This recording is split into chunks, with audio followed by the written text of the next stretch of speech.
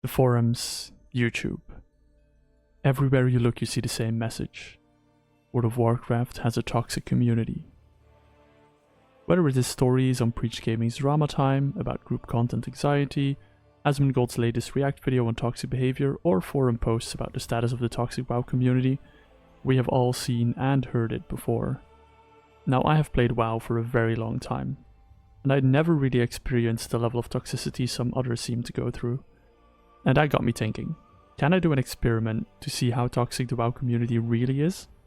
I sat down and got to planning, and I landed on tackling the leveling experience first. I've heard horror stories about people being kicked out of leveling groups for no reason, for being new, for messing up, and so on and so on. And this is exactly what I wanted to put to the test today. Meet Toritos, my torrent druid. Created on a new player realm, he will be central to my experiments. Now of course I know this game inside out, but for this experience I will have to act and play like a new player. This means no heirlooms, no mounts, keyboard turning as often as I can, clicking abilities sometimes, leaving some time to think between my abilities, and more. To make sure my cover does not get blown, I hide my account-wide achievements from others. You can do this in the social options if you, just like me, did not even know this was a thing. We have our character, we have a goal, but how exactly will we do this?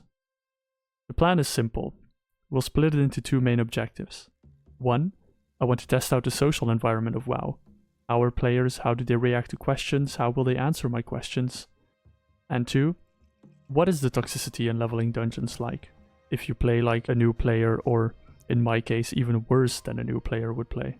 As I have to level up to 10 to unlock dungeons, I decide to try and focus on the social aspect first. This is done by interacting with every single player I come across, just asking them some simple questions about the game. As I spawn in, I immediately see a player with full heirlooms unlocked, and as that gear looks a lot cooler than mine, I decide to ask them where they got it. As they run off, the hope for a response fades, until I get a message in the ping stating that they don't actually know because they haven't played this game for years.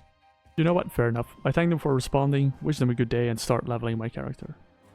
A little bit later I see someone on the heirloom mount, and as that looks like a sick motorbike, I ask the question, where did you get this? This time, however, no response. The rest of my leveling journey to 10 was quite uneventful, but so far no toxic behavior detected. I make my way to Thunderbluff and pick up the main quest for which I have to go to Orgrimmar. However, the game does not really give me an option on how to get to Orgrimmar efficiently or show me where the Zeppelin is. So what better can I do than ask around town? I whisper some characters I see with no real luck so far, and as I make my way to the Zeppelin because I couldn't find any more players to whisper, I suddenly get a response from one of the shamans I whispered. He asked me where I was, and after he just offered me a ride to Orgrimmar. So I tell him, you can find me in the city center, not knowing that he could see it on a map, after which a quick group invite followed. We meet at the rendezvous point, and he picks me up in a rocket, one of those 2-man mounts from Recruit a Friend, and we have a conversation on the way to Orgrimmar. Where did you get this mount? He advised me it was from Recruit a Friend, and if I wanted a 2-player mount, the easiest one to get was probably the Sandstone Rake, albeit very expensive to get. Or, he said, you can get lucky and get the recipe from archaeology. Me having no clue what archaeology is, I ask him, and he actually continues to drop me off at the trainer after struggling to find him for a little while. Eventually, he even teaches me how to use the guards to ask for directions. I end up finding the archaeology trainer, and we say our goodbyes and move on. I must say I really did not expect this, someone to just offer me a ride from Thunderbluff to Orgrimmar, help me find the archaeology trainer as a level 10 noob, but it did happen. Next up, I see a lot of people in cool gear, so I thought, you know what, I'll just ask some people where they got their gear from. I don't really get many responses, and I can't really find too many players, so I decided to head over to the trader's standard chest. As there is a lot more people, I whisper around. Shortly after, an evoker responds, giving me advice on how gear is not really important at level 10, but that I can get it from running dungeons. How do I run dungeons, I asked. Well, luckily he explained it to me in detail. He explained me how to find the icon for the dungeon finder, he explained me which role to select, and even ended up explaining me how to find a guild via the guild finder. This leads me to queuing up for my first dungeon, and heading over to the dungeon part of the video, although some of the social aspect will still follow as well. Now, what have we seen so far? Aside from people ignoring me, I got a lift from Thunderbluff to Orgrimmar, someone helped me find the archaeology trainer, and another person explained me how to use the dungeon finder to get some gear, so far not that much toxicity in the game yet. Now obviously that might be slightly different in dungeons, so let's run some tests there. For my experiment, I decided to run 15 dungeons in total, doing 5 in each role. starting out with DPS as that would be the easiest role, going to healer after, and ending up with 5 dungeons as a tank, which I expect to be the most toxic. I start every dungeon with a polite note saying, hey guys, I'm new, please bear with me, I'm not gonna do too great. And during the dungeon I try to look like a new player without absolutely griefing the dungeon. So I'm not gonna go around ninja pulling everything and so on and so on. I'm just gonna do very low DPS because I don't know how to DPS, I don't know how to do my rotation right. So that's what I'll be focusing on. Well, try not to cringe when you see my rotation is basically spamming Moonfire and Sunfire, but I had to convince people somehow that I was not great at the game. We head over to the first dungeon, Temple of Citralis, and it is actually quite uneventful. No toxicity or communication of any kind, except near the end when I was falling behind and the DK asked me to come with them, and soon after the dungeon is done. But I have a problem. I don't really know how to get out of a dungeon, and since everyone left I don't have anyone left to ask, so I talk to the NPC and the NPC takes me outside of the entrance of the dungeon. Now, this is a level 30 zone, so I get one shot by the first mob I encounter. So Blizzard, maybe you want to fix this in the future? While being queued up, I just walk around a bit, try to avoid the mobs, and eventually I actually find a player, so I ask him how do I get back to Orgrimmar. I explain him what my situation was. He then informs me of this wonderful item called a Hearthstone, and after this discovery I find it in my bags and actually make my way back to Mulgore.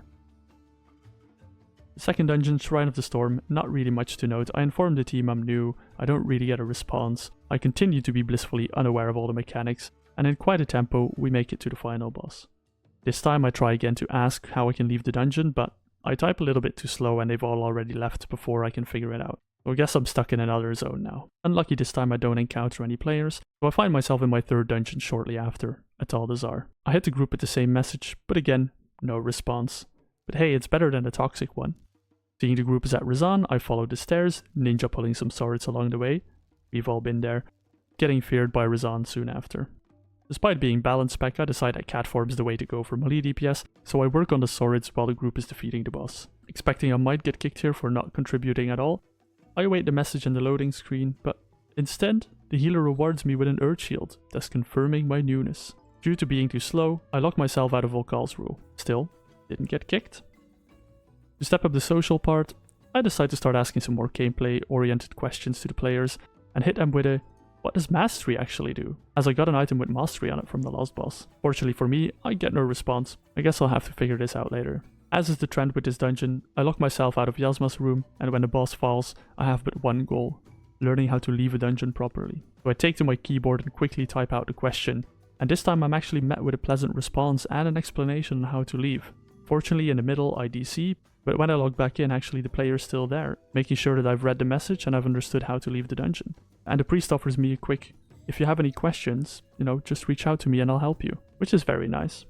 My fourth run is Toll the Gore. I level up in the middle of the run and unlock Solar Beam. Now, I use it because I think it looks really cool, and I mentioned that in chat as well. Shortly after, the priest asks if people know how to interrupt, and I just respond, no, I don't. That leads to a conversation about how Solar Beam is my interrupt, and I can use it to interrupt abilities. Me, on the next pack, try to use it when the priest calls it out, on a non-interruptible ability. I say it doesn't work, I say I used it, it didn't interrupt the ability, to which they actually start explaining that I need to look at the cast bars and that if the cast bar is grey, I can't interrupt, but if the cast bar is another colour, I can probably interrupt the cast. Which, to be honest, is really helpful, and they actually went into quite some detail to explain it. We finish up the dungeon, and I've only got one dungeon as DPS left, and I have not encountered any toxicity yet. Surely this last dungeon won't disappoint. The last dungeon is an Underrot, and while we have the healer DC and a wipe on the second boss, when the vote kick comes out, I ask the team what do I do? Do I click yes? Do I click no? I don't know what the protocol is here. Since the vote kick failed, the entire group leaves, leaving me waiting for new people. And eventually the group fills and the rest of the run is quite uneventful. 5 runs as a DPS without any toxicity. Well, I would have expected DPS to be the most undercover role anyway, so let's quickly move on to healing dungeons and see how I do as a healer. For healing, I wanted to make sure I don't grieve dungeons, so I didn't want to make people die randomly if no mistakes were made. So I just said to myself, I'm only going to use regrowth.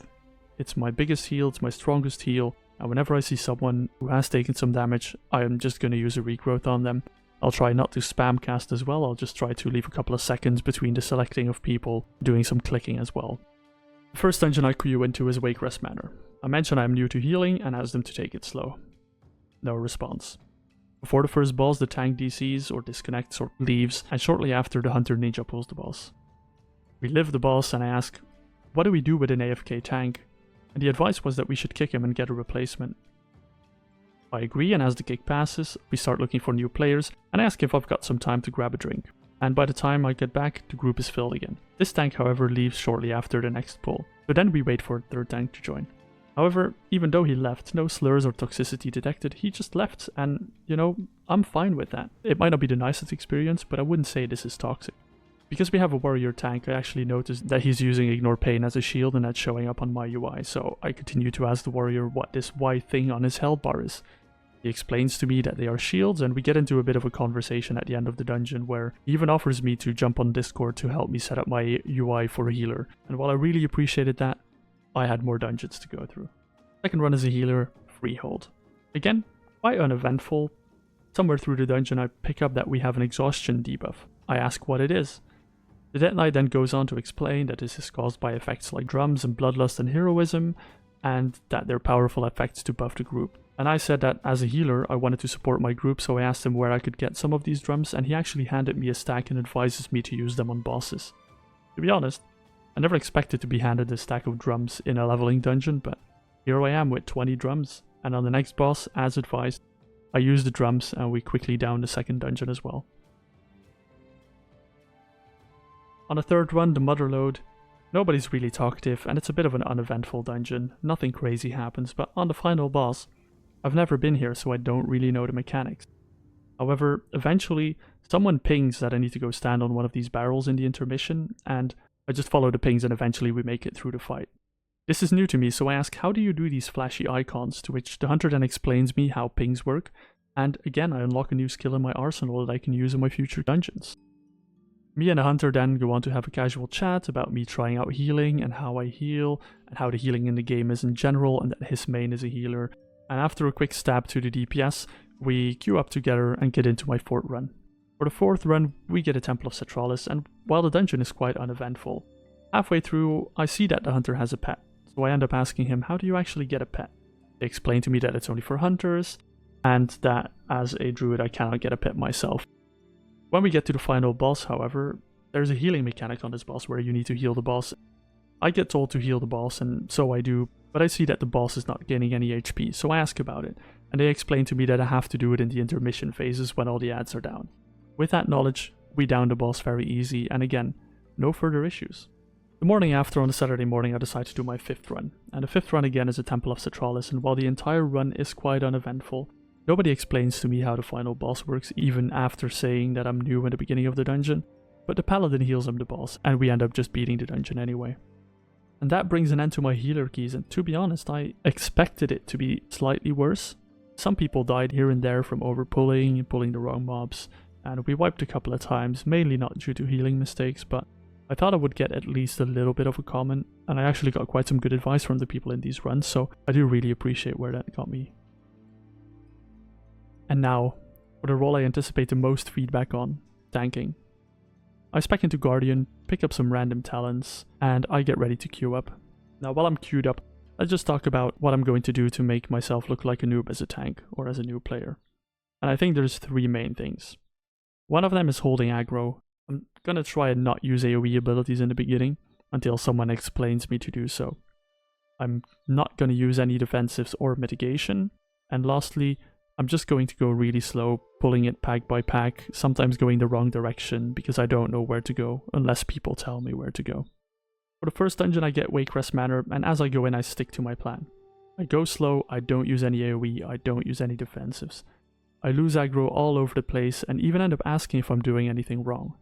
Shortly after, me and two others get lost, after which two players end up leaving. The rest of the dungeon goes quite the same. I ask him if they have any tips, to which I say that it was actually a good run, to my surprise, because honestly I would say it wasn't. And I do get the advice to use a bit more AoE abilities to keep aggro. For my second dungeon I get a Freehold, and again I notify the party that I'm new and I may need some pointers on where to go. And this group actually had a hunter who pinged me every single step of the way. I started out with doing the typical no AoE aggro, no defensives approach, until the group decides to pull the second boss without doing the event. And with my poor aggro and defensives, I end up falling, while some of the bosses are chasing around some of the other people in the group. However, I do get a combat res, and we finish the fight without any further issues. I was wondering why we were skipping the bosses, as this visual on the side suggests we skipped one. They told me it was because they were boring, so, you know, I'm happy with that explanation. Some pings later, and I bring up my problem again with mobs running off and not sticking to me, which they advise me to use more AoE abilities. I ask if swipe is fine, and they tell me to spam swipe, some advice I will take to the next dungeons. They also mention aggro, so I ask what is aggro, after which the hunter explains that this is the threat level of WoW, and the more aggro you have, the more likely the mobs are to attack you. From the warlock I also get a suggestion to use trash as a good AoE aggro ability, and when I thank them he sends me this response. I thought thank would be the most toxic, but so far this was actually the most wholesome message yet. Run 3, I did an underrot, and this run was a little bit more eventful. Not in terms of tanking, but early on I could feel that I was in a group with a newer healer. As I noticed they were struggling a bit with healing, I decided to kick it up a notch. Again, the goal of this is to experience toxicness, not to grieve people's experience, not to make the job harder on healers that are learning how to play. So as I saw he was struggling, I decided to actually play the character properly when it was needed. Unfortunately, on the second boss, people ninja pulled it, and the little bugs overrun us shortly after. We try again, and end up taking him down. As we pull the third boss, he despawns because we pulled him too far out, and I asked why it happened. No response, so I decide to move on as the boss is no longer there. The mage later notes that the boss is back, but when I ask if we want to defeat it, nobody responds, so again, I continue on to the next boss. On the last pull, some people go down, and the warlock ends up leaving while the mage releases. We find new players, and as soon as they come in, they vote kick the mage who is running back. And before I even get a chance to vote, the vote passes and the mage is kicked. Much to his dismay, he whispers me a thank you message, and I explain that I did not get a chance to vote because it passed before I managed to select no. And this is probably the most toxic point I experienced so far, just a group kicking a player who's running back. Not really a nice thing to do. For the fourth dungeon I get Shrine of the Storms, and nothing really noteworthy. I try to go off track a little bit, but they correct me on where to go. Aside from that, we've got one of our druids getting lost, and when I try and go find him, he teleported out of the dungeon and logged out. At which point we chatted with the group, we decided to vote kick him, wait for another DPS, and finish off the final boss. And as my last dungeon, I get a Taldazar. I hit him with a message that I'm new, I do some random extra pulls that are not necessary, I try to go the wrong way, after which they just correct me and tell me, hey, this is the way to go. We end up going to the final boss, Yasma, after which my 5 runs as a tank are over, with no toxicity at all. And that's where I end up my experiment. I was actively surprised. Because of all the messages I saw on the forums online and on YouTube, I thought WoW would be a lot more toxic for new players. I know it might be a bit skewed because I'm not actually a new player, but I asked some really simple questions, people helped me out, people offered me more advice whenever I wanted it. Someone gave me a ride to Thunderbluff, someone taught me how to use my interrupt properly, what I could interrupt, what I could not interrupt, people advised me to use more AoE damage. The only conclusion I can take from this video is, if you don't know how to do something, just ask.